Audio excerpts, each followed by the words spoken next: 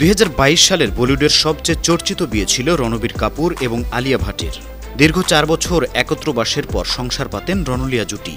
তবে আলিয়ার সঙ্গে সম্পর্কের আগে একের পর এক প্রেম এসেছে রণবীরের জীবনে।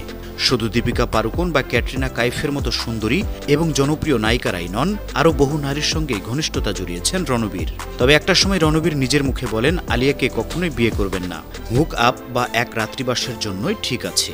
বরং বিয়ে করার ইচ্ছে ছিল তারই ছবির নায়িকা আনুশকা শর্মাকে। একসময় হিন্দি চলচ্চিত্রের রূপালী পর্দায় তাদের তাক লাগানো রসায়ন ছিল।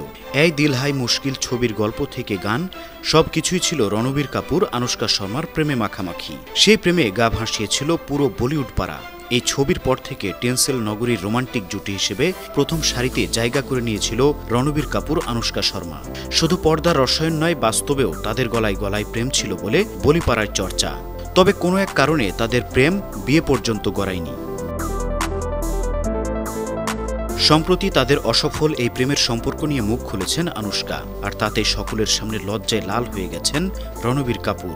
বিটাউন মানেই গসিপ তুঙ্গে, প্রতিটা মুহূর্তেই সম্পর্ক হোক বা সিনে দুনিয়া নিয়ে নানান চর্চা, মুহূর্তেই তা গসিপে পরিণত হয়ে ছড়িয়ে পড়ে মুখে মুখে।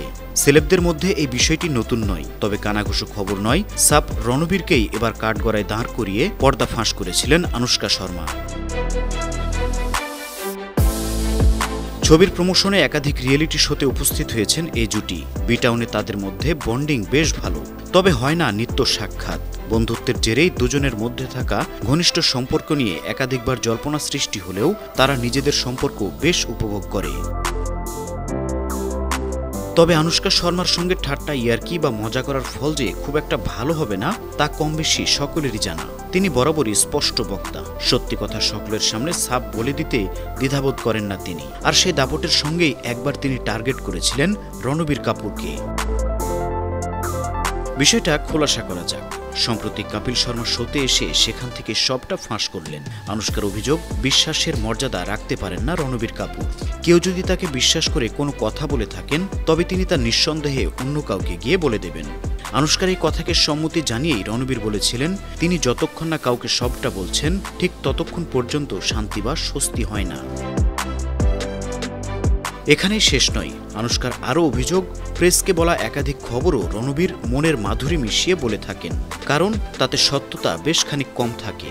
একসময় রণবীর প্রেসকে বলেছিলেন আনুশকার সঙ্গে তার প্রথম জিমে দেখা হয় এবং আনুশকা রণবীরকে দেখে বেরিয়ে গিয়েছিলেন। তবে এগুলো উড়িয়ে দিয়ে আনুশকা বললেন তিনি মোটেও এমনটা করেননি, জানান তার গল্প রণবীর যেমন ইচ্ছে বলতে পারেন। এতে স্পষ্ট হয়েছিল আনুশকার অভিযোগ 100% সত্যি।